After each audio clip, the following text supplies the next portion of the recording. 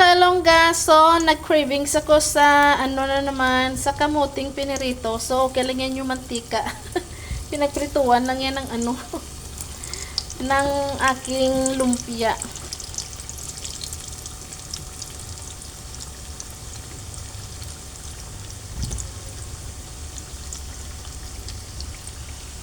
So ayun siya mga kalongga.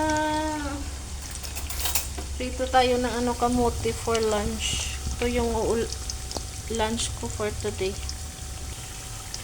Ang kamuting ito pala ay kulay orange.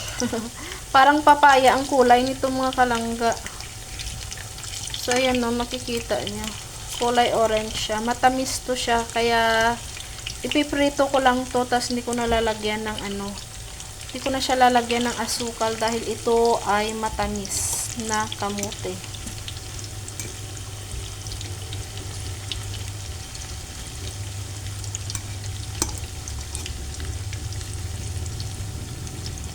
Ayan o. Yummy, yummy. So, hindi ko dinamihan yung ano, yung dinamihan. Nilakasan pala yung apoy. Ayan, baliktarin natin ulit mga kalangga para luto talaga sa kabilaan. Ayan, ang yummy, yummy. Yan, kamuti lang for lunch. Ayos na mga kalangga.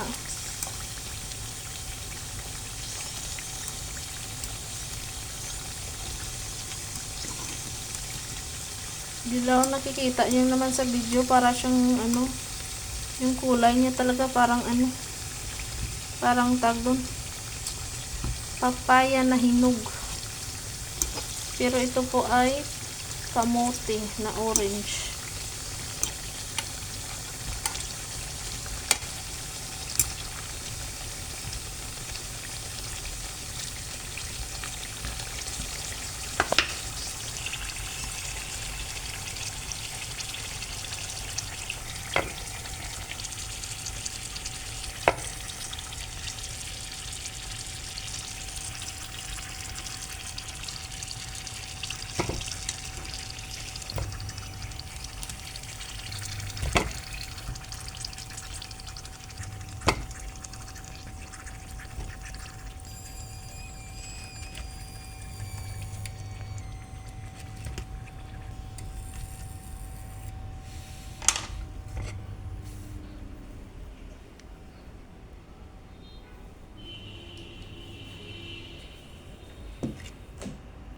Siya lang guys.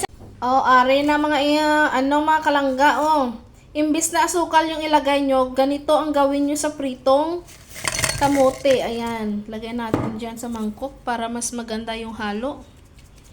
Tapos budbura natin ng imbis na asukal, ito yung gamitin nyo. Ano ini? Muntik na yung paprika ilagay.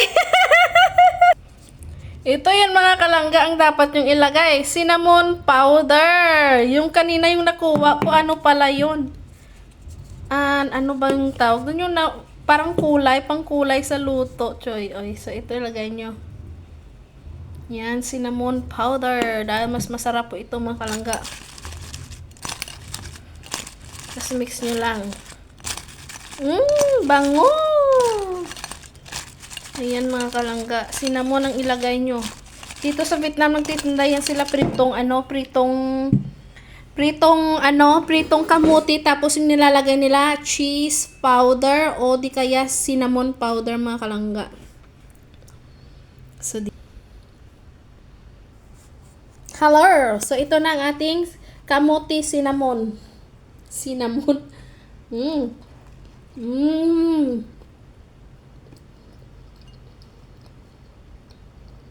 Harap. Imbis na asukal yung ilagay natin, dahil matamis naman ang kamote, lagyan natin ng cinnamon powder. Yung unang pinakita ko kanina, akala ko cinnamon.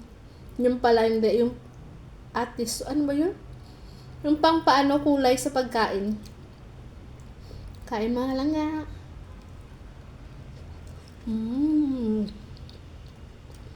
So yummy.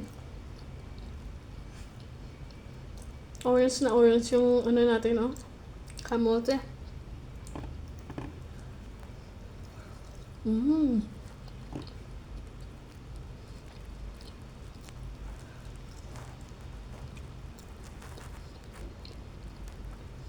Mas masarap talaga to pag may asukal. Pero, kung diabetic ka, huwag mo na lagyan ng asukal dahil cinnamon powder pa lang, sarap na. So, ayun nga mga kalangga. Bye!